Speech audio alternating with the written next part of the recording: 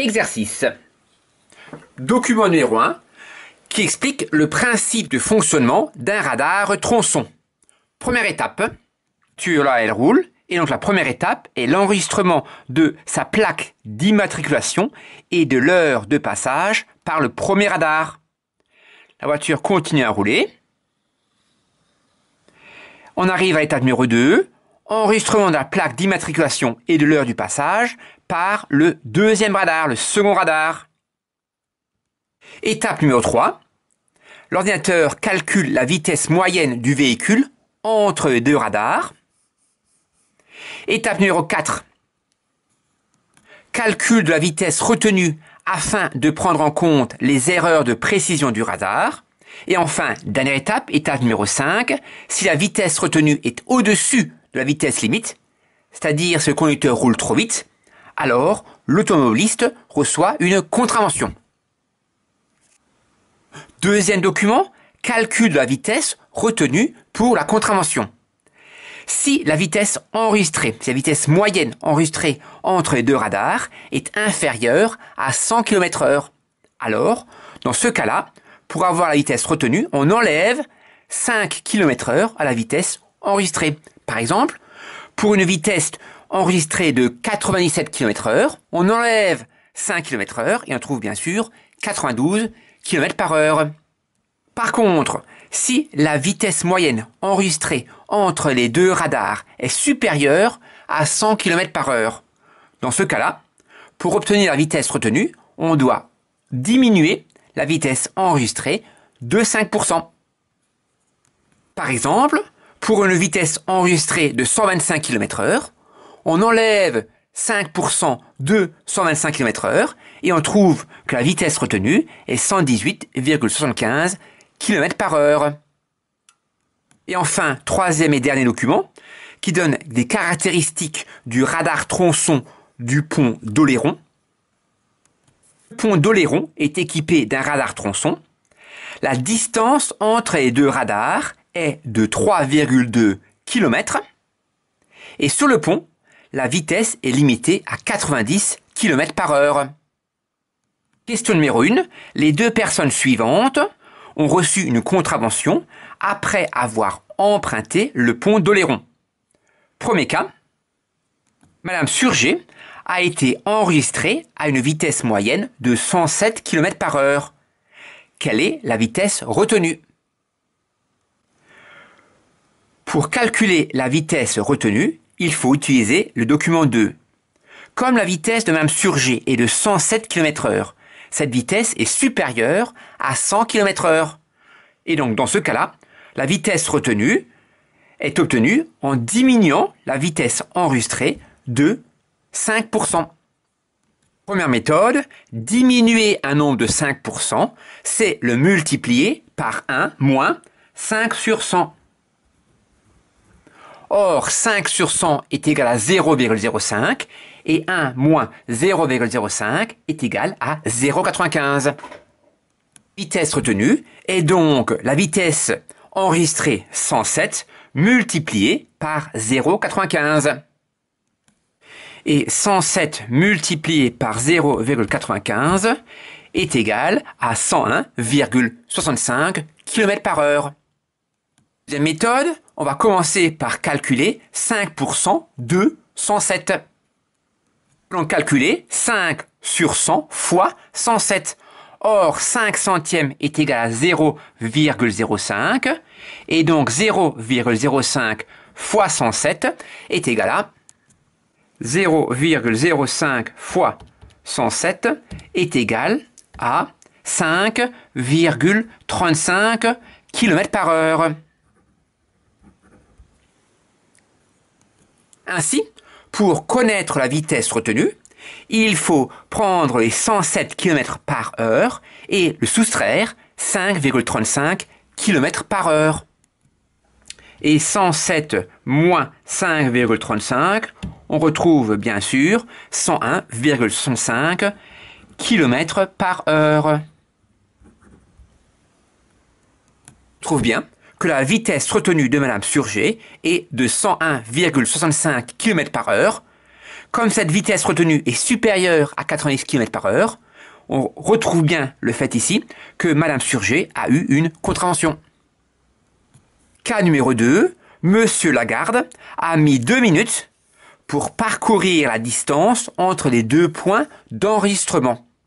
Quelle est la vitesse retenue? Il faut se rappeler que la distance entre les deux radars est de 3,2 km. Cela a été précisé dans le document 3. Donc, grâce à cela, on voit que M. Lagarde a mis 2 minutes, donc 2 minutes, pour parcourir l'espace qu'il y a entre les deux radars, qui est de 3,2 km. J'ai fait ici un tableau de proportionnalité. Dans la première ligne, j'ai mis la distance en kilomètres, et dans la deuxième ligne, j'ai mis le temps en minutes. Il nous faut calculer sa vitesse enregistrée, sa vitesse en kilomètres par heure. Cela signifie qu'il nous faut trouver combien de kilomètres il ferait s'il roulait toujours à la même allure pendant 1 heure. 1 heure, c'est 60 minutes. J'écris ici 60 dans mon tableau de proportionnalité. Pour trouver le nombre qui manque ici, je peux effectuer l'égalité des produits en croix, mais je peux remarquer que 60 minutes, c'est 30 fois plus que 2 minutes. Dire que le coefficient pour passer la première à la deuxième colonne est multiplié par 30. La distance qu'il parcourrait en 1 heure, qui est 60 minutes, il suffit de faire la distance qu'il parcourt en 2 minutes, multiplié par 30. Et 3,2 multiplié par 30 est égal à 96. Cela veut dire qu'en 1 heure, il parcourrait 96 km. Donc sa vitesse moyenne est de 96 km par heure. Pour méthode, on peut utiliser la formule que vous avez déjà vue plusieurs fois, que la vitesse moyenne est égale à la distance parcourue divisée par le temps. La distance parcourue est ici de 3,2 km. Et il nous faut ensuite déterminer le temps mis pour parcourir cette distance. Comme nous voulons des kilomètres par heure, il faut trouver le temps en heures. Or, 1 heure est égale à 60 minutes. Donc, pour convertir les 2 minutes en heures, il nous faut compléter ce tableau de proportionnalité. Comme précédemment, on peut voir que le coefficient pour passer de la première colonne à la deuxième colonne est divisé par 30. Et donc, je dois faire 1 divisé par 30 qui fait 1/30 d'heure. Pour trouver cette fraction-là, je peux également appliquer l'égalité des produits en croix. Le nombre cherché ici est égal à 2 divisé par 60. Et 2/60 est égal à 1/30 en divisant par 2 le numérateur et le dénominateur. Dans tous les cas, nous trouvons que 2 minutes est égal à 1/30 d'heure. Je peux remplacer cela dans la formule. Le temps ici en heure est de 1/30 d'heure. Donc la vitesse moyenne est de 3,2 divisé par 1/30. Or, pour diviser un nombre par une fraction, il faut multiplier par l'inverse de cette fraction. Et l'inverse de 1/30 est 31e, c'est-à-dire 30. Donc la vitesse moyenne est de 3,2 fois 30. 3,2 fois 30, c'est bien sûr égal à 96 km par heure. Nous retrouvons le fait que la vitesse enregistrée de M. Lagarde est égale à 96 km par heure. Ce n'est pas la question, nous, il fallait déterminer quelle est la vitesse retenue. Pour savoir quel calcul faire pour trouver la vitesse retenue, il faut s'aider du document 2. Dans le document 2, on nous dit que si la vitesse moyenne est inférieure à 100 km, il faut appliquer cette formule-là. Et si la vitesse est supérieure à 100 km, il faut appliquer cette formule-là. Là, la vitesse de M. Lagarde est de 96 km/h, donc la vitesse est inférieure à 100 km par heure. La vitesse moyenne enregistrée est inférieure à 100 km/h, la vitesse retenue est 5 km/h de moins, c'est-à-dire 96 km/h moins 5 km/h, et on trouve bien sûr 91 km par heure. Cette vitesse retenue est supérieure à 90 km par heure, nous retrouvons le fait que M. Lagarde a reçu une contravention. Dernière question. La plaque d'immatriculation de M. Durand a été enregistré à 13h45 minutes et 54 secondes par le premier radar, puis à 13h48 minutes et 9 secondes pour le second radar. La question est, a-t-il eu une contravention? Nous allons commencer par déterminer la durée entre les deux enregistrements. D'abord, de 13h45 minutes et 54 secondes jusqu'à 13h46 minutes, il y a bien sûr 6 secondes. Ensuite, par exemple, entre 13h46 minutes et 13h48 minutes, il y a bien sûr 2 minutes. Enfin, entre 13h48 minutes et 13h48 minutes et 9 secondes, il y a bien sûr 9 secondes d'écart. Donc au final, entre 13h45 minutes et 54 secondes jusqu'à 13h48 minutes et 9 secondes, il y aura 2 minutes plus 9 secondes plus 6 secondes, c'est-à-dire 2 minutes et 15 secondes. Or, 1 minute est égale à 60 secondes, donc 2 minutes est égal à 120 secondes, donc 2 minutes et 15 secondes, c'est égal à 135 secondes. Dire que M. Durand a mis 2 minutes et 15 secondes, ou 135 secondes, pour parcourir les 3,2 km d'écart qu'il y a entre les deux radars.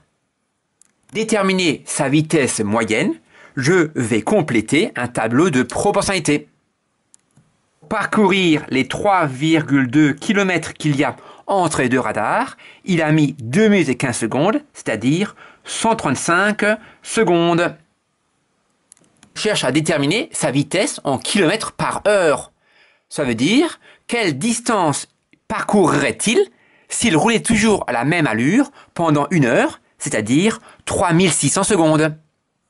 Pour trouver la distance ici qu'il aurait parcouru en 1 heure, j'utilise le produit en croix. Donc la distance cherchée est 3,2 fois 3600 divisé par 135. Or 3,2 fois 3600 est égal à 11 520 et 11 520 divisé par 135 est égal à environ 85,33 km en arrondissant au centième de kilomètre près, c'est-à-dire en arrondissant au décamètre près. Donc la vitesse enregistrée pour M. Durand est de 11 520 135e km par heure. Je peux simplifier cette fraction en 256 tiers de km par heure, environ 85,33 km par heure, en arrondissant à 0,01 km par heure près. La vitesse moyenne enregistrée est déjà inférieure à 90 km par heure. Donc a fortiori, la vitesse retenue, qui sera encore plus petite que la vitesse enregistrée, le sera également. Comme la vitesse enregistrée est inférieure à 100 km par heure, pour déterminer la vitesse retenue, il faudra enlever 5 km/h à la vitesse enregistrée.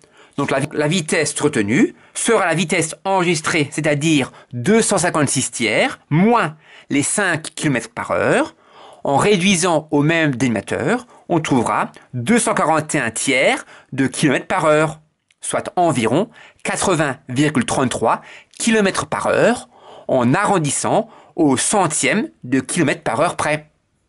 Donc, comme la vitesse retenue, ou même la vitesse enregistrée, est inférieure à 90 km par heure, M. Durand n'a pas eu de contravention. Je vous remercie. J'espère que vous avez bien compris. Je vous souhaite une belle journée. À bientôt.